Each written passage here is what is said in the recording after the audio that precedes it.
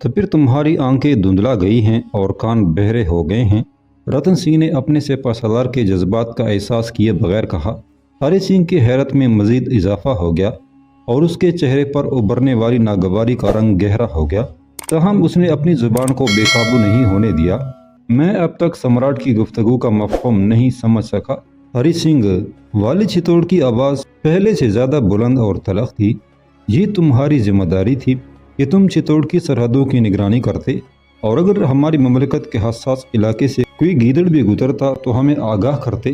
سمراٹ، آج تک کوئی ایسا لمحہ نہیں گزرا کہ میں اپنی سرحدوں سے غافل رہا ہوں۔ حالت امن میں بھی میری آنکھیں اپنی مملکت کی نگراں رہی ہے۔ سپہ سالار ہری سنگھ سیدھا کھڑا ہو گیا تھا اور راجہ رتن سنگھ کی آنکھوں میں آنکھیں ڈال کر بول رہا تھا۔ تو پھر تم ہمیں یہ خبر کیوں نہیں دے سکے کہ سلطان علاء الدین خلجی چتوڑ کے قریب آ پہنچا ہے؟ رتن سنگھ نے قہر آلود لہجے میں کہا۔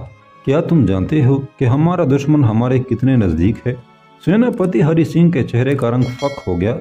ایک سپہ سالار کی حیثیت سے اس کی بے خبری ناقابل معافی تھی۔ وہ شرم و ندامت کی دلدل میں ڈوبنے ہی والا تھا کہ تیزی سے ابھرنے والے ایک خیال نے اسے بچا لیا۔ کئی ماہ سے تو میری راتیں بھی سرحدوں پر گزر رہی ہیں سمراٹ، مگر کل شب میں آپ کے حکم سے مجبور تھا۔ ہری سنگھ نے باوقار لہجے میں کہا۔ کل دن بھر لوگوں کو شیو اور درگا کی پوجا کے لیے مندر میں جمع کرتا رہا، پھر آپ کے ساتھ مل کر رات بھر دیوتاؤں کو پکارا۔ اس دوران سرحدوں کے خیال سے بھی غافل نہیں رہا۔ اگر پوجا کا اہتمام نہ ہوتا تو یہ خبر پہلے مجھے تک پہنچتی۔ ہری سنگھ نے ایک معقول دلیل پیش کر کے اپنے آپ کو بچا لیا تھا۔ رتن سنگھ کا غصہ اس دھویں کی طرح اڑ گیا جسے تیز ہوائیں دیکھتے ہی دیکھتے فضاؤں میں تحلیل کر دیتی ہیں۔ اب کیا ہوگا ہری سنگھ؟ بہادر راجپوت سلطان کی دست درازیوں کا مقابلہ کریں گے؟ ہری سنگھ کے بجائے مہامنتری گنیش سنگھ نے لافزنی کرتے ہوئے کہا۔ غیرت مند راجپوتوں کے گربانوں کی طرف بڑھنے والے ہاتھ کاٹ دیے جائیں گے اور انہیں قلعے کے صدر دروازے پر لٹکا دیا جائے گا کہ پھر کوئی شخص ایسے گناہ کا مرتکب نہ ہو سکے۔ راجہ رتن سنگھ نے انتہائی تحقیر آمیز نظروں سے اپنے خوشامدی ماموں کی طرف دیکھا۔ تم اپنے ہوش میں ہو گنیش سنگھ؟ یقیناً سمراٹ۔ گنیش سنگھ اپنے فرمان روا کے سامنے اس طرح جھکا کہ سنگی فرش اور اس کے سر میں برائے نام فاصلہ رہ گیا تھا۔ میں ریاست کا بہترین دماغ ہوں سمراٹ، اور ایسے دماغ کبھی بے ہوشی کی حالت میں نہیں رہتے۔ سیدھے کھڑے ہو جاؤ گنیش سنگھ، راجہ رتن سنگھ نے ڈانٹتے ہوئے کہا۔ ہم اتنی خوشامد پسند نہیں کرتے کہ آدمی اپنے مقام سے گر کر کوئی پالتو کتا نظر آنے لگے۔ غصے سے رتن سنگھ کا چہرہ سرخ ہو گیا تھا۔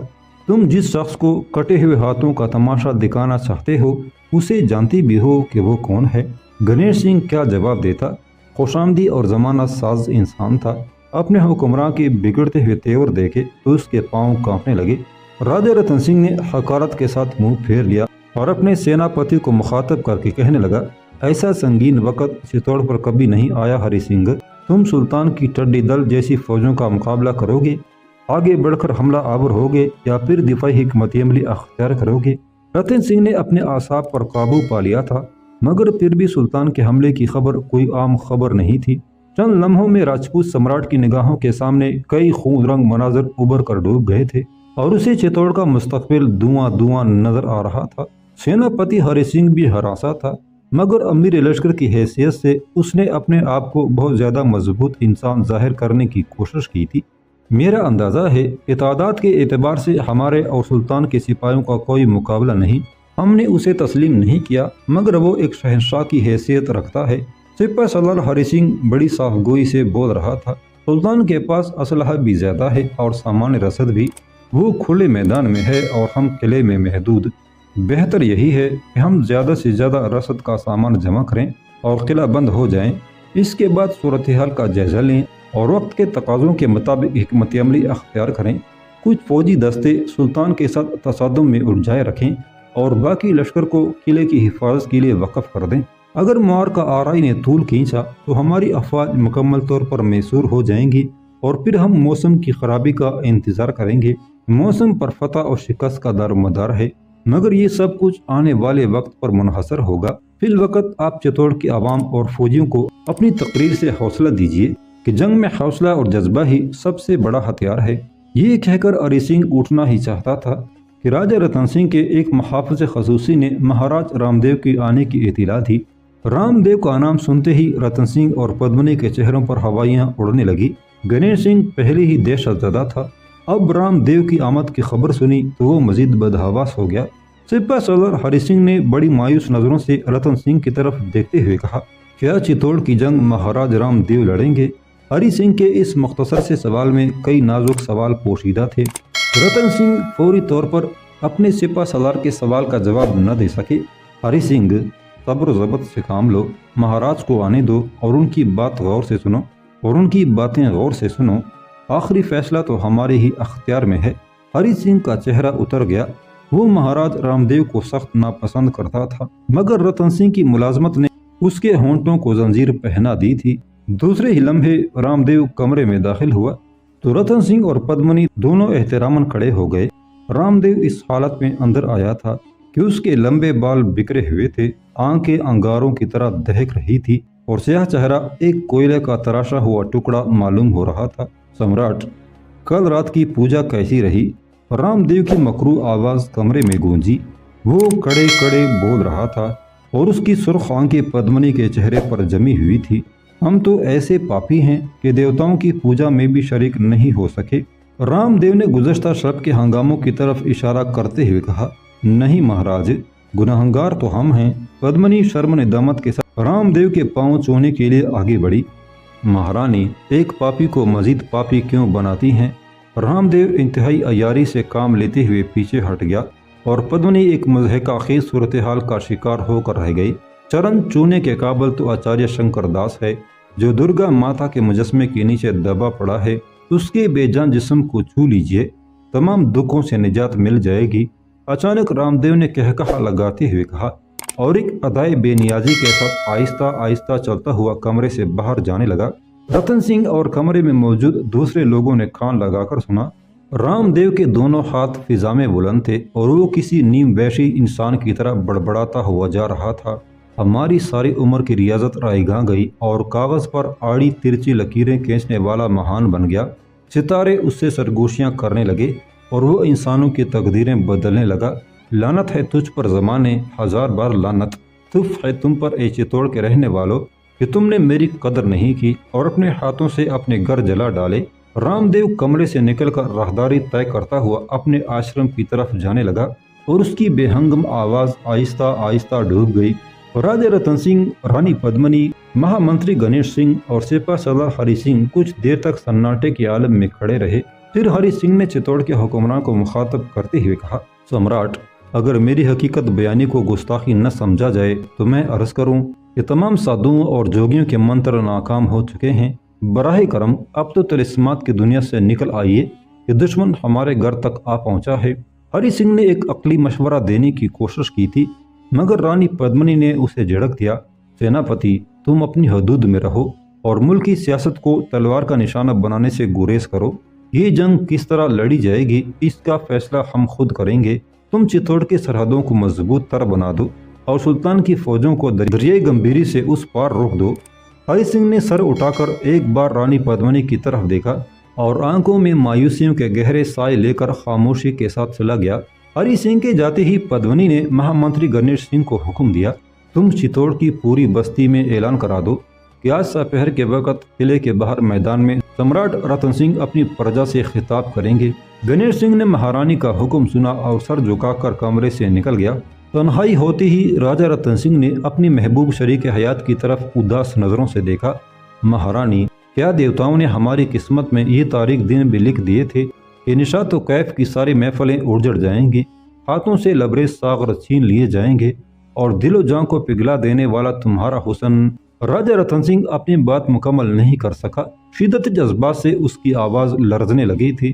کچھ نہیں ہوگا سمراٹ، پدمنی کی وہی عشوہ ترازیاں تھی اور وہی غمزے تھے۔ چتوڑ ناقابل تسخیر ہے، سلطان کی فوجیں نشیب میں رینگتی رہیں گی اور ہم اراولی کی بلند چوٹیوں سے اسی طرح اپنے دشمن کی سرگردانی کا نظارہ کرتے رہیں گے۔ رانی پدمنی نے قلعہ چتوڑ کی مضبوط اور محفوظ ساخت کا ذکر کیا تو رتن سنگھ کے بجھے ہوئے چہرے پر امیدوں کے چراغ روشن ہو گئے۔ پھر کیا ہوگا مہارانی؟ رتن سنگھ کی وحشت دوبارہ لوٹ آئی تھی۔ سلطان پستی میں رینگتا رہے گا، چٹانوں سے اپنا سر ٹکرائے گا اور پھر لہو لہان ہو کر واپس دہلی چلا جائے گا۔ شدت غضب سے رانی پدمنی کے سینے میں ایک تلاطم سا برپا تھا اور اس کی سانسوں کے زیر و بم سے ظاہر ہو رہا تھا کہ اگر علاؤدین خلجی اس کی گرفت میں آ جاتا تو ایک راجپوت عورت کے ہاتھوں سفاکی اور بربریت کی ایک نئی تاریخ رقم کی جاتی، جس کے آگے شاید ہندو دیوی دیوتاؤں کے خون آشامی کے افسانے بھی دھندلے ہو جاتے۔ سمراٹ، وہ ایک یادگار وقت ہوگا جب ہم اس کی ذلت آمیز واپسی کا منظر اپنی آنکھوں سے دیکھیں گے۔ پدمنی کے سرخ و گداز ہونٹوں سے نفرت کی چنگاریاں پھوٹ رہی تھیں۔ ہری سنگھ شدید ذہنی کشمکش میں مبتلا تھا۔ اسے راجہ رتن سنگھ کے حسن پرستی نے بڑی اذیت پہنچائی تھی۔ وہ رتن سنگھ کو ایک ہوشمند آزاد حکمران سمجھتا تھا، مگر جب رانی پدمنی نے اس کے سامنے اپنے شوہر کو جھڑک دیا تو پھر ہری سنگھ کی مایوسی کی کوئی انتہا نہیں رہی۔ چتوڑ کی حفاظت کے لیے جان دینے کا جذبہ سرد پڑنے لگا اور پھر ہری سنگھ چتوڑ کے سابق سپہ سالار لچھمن سنگھ کے پاس پہنچا۔ لچھمن سنگھ نے اپنے دور جوانی میں ناقابل فراموش فوجی خدمات سر انجام دی تھیں، مگر اب وہ بوڑھا ہو چکا تھا۔ لچھمن سنگھ کے 7 بیٹے تھے اور وہ سب کے سب چتوڑ کی فوج میں شامل ہو کر اپنے وطن کا دفاع کر رہے تھے۔ لچھمن سنگھ نے ہری سنگھ کو آتے دیکھا تو چونک اٹھا۔ پھر جب چتوڑ کے سپہ سالار نے اپنی الجھن کا ذکر کیا تو بوڑھے ٹھاکر کی پیشانی سوچ کی لکیروں سے بھر گئیں۔ ٹھاکر، میں سوچ بھی نہیں سکتا تھا کہ سمراٹ ایک شعبدہ باز سادھو اور ایک خوبصورت عورت کے ہاتھوں کا کھلونا بن جائیں گے۔ ہری سنگھ نے رام دیو اور رانی پدمنی کی طرف اشارہ کرتے ہوئے کہا، مجھے حکم دیا گیا ہے کہ میں قلعے سے نکل جاؤں اور آگے بڑھ کر سلطان کے لشکر کا مقابلہ کروں۔ کیا یہ خودکشی نہیں ہوگی؟ ہری سنگھ نے ایک تجربہ کار اور جہاندیدہ فوجی سے اپنے دل کا درد بیان کیا۔ لچھمن سنگھ کے جسم میں بھی وہی آگ بھری ہوئی تھی جس کی حرارت نے راجپوت قوم کو ایک منفرد اعزاز بخشا تھا۔ سلطان کے حملے کی خبر سن کر لچھمن سنگھ کے خون میں بھی جاگ سے اٹھے، لیکن فوراً ہی بیٹھ گئے۔ جذبوں کی آگ بجھ چکی تھی۔ بوڑھے راجپوت نے راگ کو بہت کوریدا، مگر اب ایک بھی چنگاری ایسی نہیں تھی جو فضاؤں میں رقص کر سکے۔ لچھمن سنگھ کام کر رہ گیا۔ ہری سنگھ، کیسے برے وقت میں کتنی نازک خبر لے کر آئے ہو۔ خون کے ابال کو برداشت کرتے کرتے لچھمن سنگھ کے جبڑوں کی ہڈیاں ابھر آئیں۔ ایک جوان شیر نے بوڑھے شیر کے جنگل میں قدم رکھ دیا ہے۔ ٹیڑھی ہڈیاں اور لٹکتی ہوئی کال کس کام کی؟ اب تو غراہٹ بھی باقی نہیں جو آنے والے کو اپنی موجودگی کا احساس دلا سکے۔ ہری سنگھ نے حیران ہو کر لچھمن سنگھ کی طرف دیکھا۔ ٹھاکر، تم نے سلطان کو شیر کے لقب سے یاد کیا، بھیڑ اور بکری کہہ کر کیوں نہیں پکارا؟ نہیں ہری سنگھ، علاؤدین واقعتاً شیر ہے۔ لچھمن سنگھ اپنی دھندلی آنکھوں سے اس شیر کے مجسمے کو گورنے لگا جو اس کی نشست گاہ کے ایک گوشے میں رکھا ہوا تھا۔ اگر سلطان بھیڑ بکری ہوتا تو ہندوستان پر حکومت نہیں کر سکتا تھا۔ لچھمن سنگھ نے ترکی نسل حکمراں کو خراج تحسین پیش کیا۔ تو پھر کیا ہمیں جنگل خالی کرنا ہوگا ٹھاکر؟ ہری سنگھ نے گھبرا کر پوچھا۔ میں کچھ نہیں کہہ سکتا ہری سنگھ۔ بوڑھے سپہ سالار کے لہجے میں سخت تشویش تھی۔ یہ تو جنگل کا قانون ہے کہ تکے ہوئے شیروں کو تازہ دم شیروں کے لیے جگہ خالی کرنی پڑتی ہے۔ جو بے عقل اس قانون کا احترام نہیں کرتے انہیں ایک دن لومڑیاں اور گیدڑ ستاتے ہیں۔ لچھمن سنگھ کی باتیں سن کر ہری سنگھ کے دل پر چوٹ سی لگی۔ پھر وہ بیزاری کے عالم میں اٹھ کھڑا ہوا۔ ٹھاکر، تم نے بھی مجھے مایوس کیا۔ میں تو تمہاری آنکھوں میں کوئی جنگی نقشہ دیکھنے آیا تھا، مگر یہاں تو مایوسی اور تکن کے اندھیروں کے سوا کچھ بھی نہیں۔ لچھمن سنگھ مسکرایا۔ ابھی یہ چراغ بجھے نہیں ہے ہری سنگھ، غور سے دیکھو، تمہیں ان کی دھندلی اور ترترائی روشنی میں راستہ نظر آ جائے گا۔ کچھ دیر بیٹھو اور مجھے بتاؤ کہ دہلی کے شیر کو چتوڑ کے جنگلوں کا پتہ کس نے بتایا؟ کیا پوری ریاست میں کوئی دماغ ایسا نہیں تھا جو اس شیر کو اپنی کچار میں بند رکھتا؟ اس کے منہ کو یہاں کے لوگوں کا خون کیسے لگ گیا؟ ہری سنگھ بیٹھ گیا اور پھر اس نے علی عامر آفریدی کی آمد سے لے کر مہامنتری وکرم سنگھ کی موت تک سارے واقعات تفصیل سے سنا دیے۔ لچھمن سنگھ حیرت و حسرت سے اس کا منہ دیکھتا رہا۔ میں خود تو کہیں جانے کے قابل نہیں رہا، صرف بیٹوں سے چتوڑ کے حالات پوچھتا رہتا ہوں۔ افسوس میرے بچوں نے غلط بیانی سے کام لیا۔ وہ سمجھ ہی نہیں سکے کہ وکرم سنگھ کس درجے کا سیاستدان تھا۔ مرنے والے نے اپنا مذہب تبدیل کر لیا یہ اور بات ہے، مگر اس نے اپنی ماتر بھومی کو بچانے کے لیے جو چال سوچی تھی وہ درست تھی۔ سلطان کو دہلی تک محدود رکھا جا سکتا تھا اور یہ کام وکرم سنگھ ہی کر سکتا تھا۔ اب خلجی کو کسی صورت میں واپسی پر مجبور نہیں کیا جا سکتا۔ لچھمن سنگھ نے دونوں ہاتھوں سے اپنا سر تھام لیا۔ وہ بڑے کرمناک لہجے میں بول رہا تھا، ہری سنگھ بہت دیر ہو گئی، مجھے غلط نہ سمجھنا، چتوڑ پر وقت پڑا تو اپنے ساتوں بیٹے ہنستے ہنستے قربان کر دوں گا۔ میری بوڑھی آنکھیں زیادہ دور تک نہیں دیکھ سکتی، مگر پھر بھی اتنا یاد رکھنا کہ کھلے میدان میں سلطان کی فوجوں سے مقابلہ کرنا ایسا ہی ہے جیسے بہت سے کیڑے کسی بھوکے اژدہے کے منہ میں چلے جائیں۔ اگر ممکن ہو تو قلعہ بند ہو کر بیٹھ جانا، شاید محاصرے کی طوالت سے اکتا کر سلطان واپس لوٹ جائے۔ بس اس کی سوا ان بجھتی ہوئی آنکھوں میں کوئی نقشہ جنگ نہیں۔ جاؤ جلدی کرو، وقت بہت آگے نکل گیا۔ لچمن سنگھ کی آواز کانپنے لگی۔ سورج کے ڈلتے ڈلتے قلعہ کے سامنے والا میدان چتوڑ کے باشندوں سے بھر گیا تھا، اور جب راجہ رتن سنگھ نے اپنی رعایا کو سلطان علاء الدین خلجی کے حملے کی خبر دی تو انسانی ہجوم پر موت کا سنسناٹا طاری ہو گیا۔ نقیبوں نے چیخ چیخ کر راجپوتوں کی بہادری کے گیت گائے اور دشمن کا نام و نشان تک مٹا دینے کی قسمیں کھائیں۔ سادہ دل لوگوں کو دیوی دیوتاؤں کی آسمانی مدد کا یقین دلایا، تب کہیں جا کر ڈوبتے ہوئے دل ٹھہرے اور منتشر ذہن کچھ سوچنے سمجھنے کے قابل ہو سکے۔ پھر اس عہد کے ساتھ تمام لوگ اپنے اپنے گھروں کو لوٹ گئے کہ وہ اناج اور ضرورت کی دوسری چیزوں سے قلعے کو بھر دیں گے۔ رات آئی تو ایک شخص کے سوا سارا چتوڑ جاگ رہا تھا، اور وہ بے خبر سونے والا شخص آرام دیو کے سوا کوئی دوسرا نہیں تھا۔ راجستھان کے ساحر اعظم نے سر شام ہی اپنے پیمانے میں آگ روشن کر دی تھی۔ آشرم میں دیوداسیاں رقص کر رہی تھیں اور رام دیو ہر فکر سے بے نیاز ہو کر پی رہا تھا۔ کالکا کا مندر ویران تھا اور آچاریہ شنکر داس کی لاش درگا کے مجسمے کے نیچے پڑی سڑ رہی تھی۔ کوئی پجاری اس خوف سے آچاریہ کے مردہ جسم کو باہر نکالنے نہیں گیا کہ اس پر دیوی کا قہر نازل ہوا تھا۔ سلطان علاء الدین خلجی دریائے گمبھیری کے کنارے خیمہ زن ہوا تھا۔ سرحد کے نگران دستوں میں چند سپاہی شامل تھے۔ دراصل راجپوت حکمرانوں کے نزدیک چتوڑ کی حقیقی طاقت اس کا مضبوط ترین قلعہ تھا، جسے آج تک کوئی مسلمان فاتح تسخیر نہیں کر سکا تھا۔ اس لیے رتن سنگھ نے بہت کم فوج سرحدوں پر تعینات کی تھی۔ اس فوج کی موجودگی کا مقصد صرف جنگلی لٹیروں اور قزاقوں سے نجات حاصل کرنا تھا۔ قلیل تعداد میں پہرا دینے والے سپاہی اس قابل نہ تھے کہ سلطان علاء الدین خلجی کے لشکر جرار کو آگے بڑھنے سے روک دیتے، اور پھر ایسا ہی ہوا۔ سلطان کے لشکر کے نمودار ہوتی ہی راجپوت سپاہیوں میں ہلچل سی مچ گئی تھی۔ چند فوجیوں نے مشتعل ہو کر اپنی تلواریں بے نیام کر لیں، مگر کچھ ہی دیر بعد ان کے بازو شل ہو گئے اور وہ زخمی ہو کر زمین پر گر پڑے۔ سلطان کے حکم پر انہیں مسلمانوں کے خیمے میں رکھ کر تیمارداری کی گئی۔ سپہ سالار خواجہ حاجی نے اپنے حکمراں سے اس نرم دلی کے مظاہرے کا سبب پوچھا تو سلطان نے جواب دیتے ہوئے کہا، ہم اس پر بھی قدرت رکھتے تھے کہ ان شکست خوردہ سپاہیوں کے سر جسم سے علیحدہ کر کے دریائے گمبھیری میں بہا دیتے، یا پھر راجہ رتن سنگھ کے دربار میں یہ خون رنگ تحفہ بھیج دیتے، مگر ہم لٹیرے نہیں، شہنشاہ ہیں، اور ایک شہنشاہ کو ہر قدم پر آداب شاہی کا لحاظ رکھنا چاہیے۔ کل صبح ہم والی چتوڑ کو بتائیں گے کہ اس کی سرحدیں کتنی کمزور ہیں۔ اسی رات منتری بون کے طلسم کدے میں چندر سنگھ اپنی آقازادی کے سامنے عرض کر رہا تھا، راجکماری، اب یہ ہم سے برداشت نہیں ہوتا۔ میں نہیں جانتا کہ پربھو کس حال میں ہیں۔ ایک غلام کی حیثیت سے یہ میرا فرض ہے کہ میں ان کی خبر گیری کروں۔ چندر سنگھ نے پرسوز لہجے میں کہا۔ نرملا کماری نے اپنے وفادار خادم کو ستائش نظروں سے دیکھا، مگر دوسرے ہی لمحے اس کے چہرے پر سختی کے آثار ابھر آئے۔ خبر مل بھی گئی تو کیا کرو گے چندر سنگھ؟ پیتا جی ایک سنگ دل حکمران کی قید میں ہیں، کیا تم انہیں تنہا چھڑا لو گے؟ اگر مہامنتری کو قید سے آزاد نہ کرا سکا تو کم سے کم صورتحال کا تو پتہ چل جائے گا۔ چندر سنگھ نے جذباتی ہو کر دونوں ہاتھ جوڑ دیے۔